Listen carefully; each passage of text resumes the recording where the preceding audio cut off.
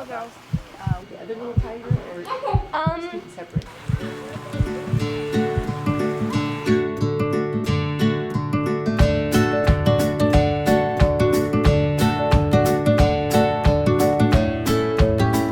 How's it going, everybody? This is Arno's channel, and today is a cold Fayetteville morning in North Carolina, and we are going to the Aloha Zoo. Located in the town of Cameron, North Carolina, the Aloha Zoo is safe home to dozens of species of animals, and it's all thanks for Lee Crutchfield and his many employees that help make this zoo one of a kind. Opened in January of 2010, Aloha Zoo is unique because it is independently owned and run by Lee and his team. Lee has handmade countless habitats for all his animals and relies solely, or at least heavily, on visitor fees and food purchases.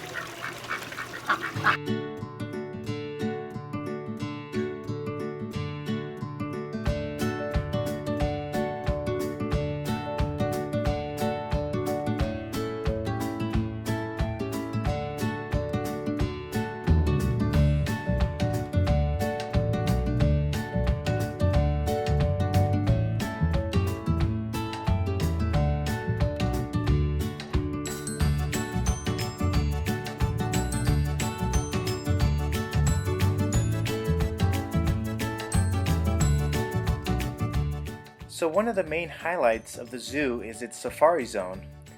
The ride runs about 3 or 4 times an hour, I'd say, and lasts about 10 to 12 minutes.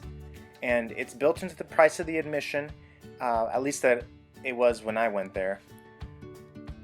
Throughout the ride, there is someone there who comments on the animals, like their daily routines and interesting facts about the species. They have a pretty diverse animal population there, so I think people will be pretty happy with the experience. So many of their animals are actually rescues, and there are many ways that they acquire these animals, but the 2 main reasons or methods are through surrender and confiscation. They actually have a tiger that they confiscated off Daytona Beach, Florida during Bike Week. Bike Week usually happens during March of each year and is a motorcycle rally. So their giraffe was taken from a man in Ohio, and some of their lynx were actually surrendered to them to the zoo after buying them in Pennsylvania because he saw them on YouTube and thought that they would make great pets. They were 10 years old and never handled by people before coming to the zoo. A week after taking them home, he gave them up to the Aloha Zoo. We were told that they were never taken out of their zip-tied dog crates.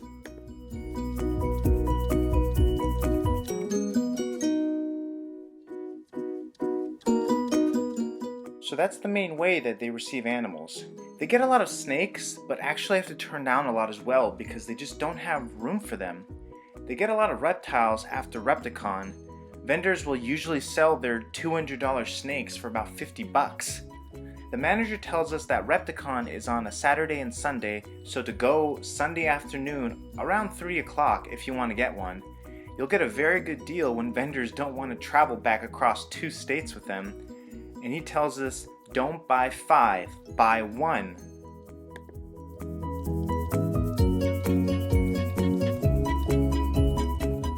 The animals come in, they try to give them the best life that they can give them. Very rarely do animals leave here, but they do. They just had a camel leave here because he was getting too big for them to house him. If they decided to keep him, they would have had to castrate him because he was fighting with the other male over the females. They build them very big, expensive habitats, and sometimes they don't like them. Then they move somewhere else with a cheap habitat and they like it. It's really subjective, he says.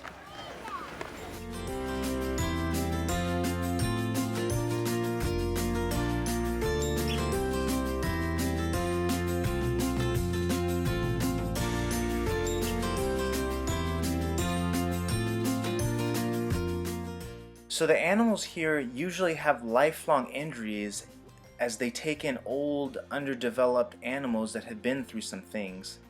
They had an incident a few years ago in which a woman that claimed to be part of an animal rights group filed a complaint that they were abusing and endangering animals and having unlicensed, illegal, federally protected sea turtles that could not get to water. This was incorrect. They were African spurred tortoises that inhabited the southern region of the Sahara Desert in Africa. So the woman called the sheriff's deputies and made a scene at the zoo that may have lost them funding that day. So he says, whenever there's any questions about the habitats or the animals, to just ask him.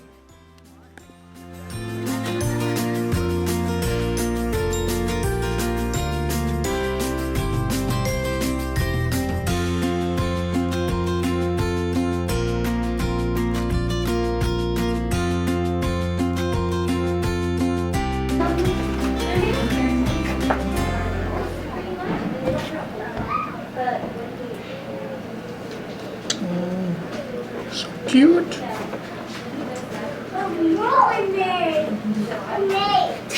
What are you doing? I did not know that was in there. I know. What? In the future, they do interact sometimes.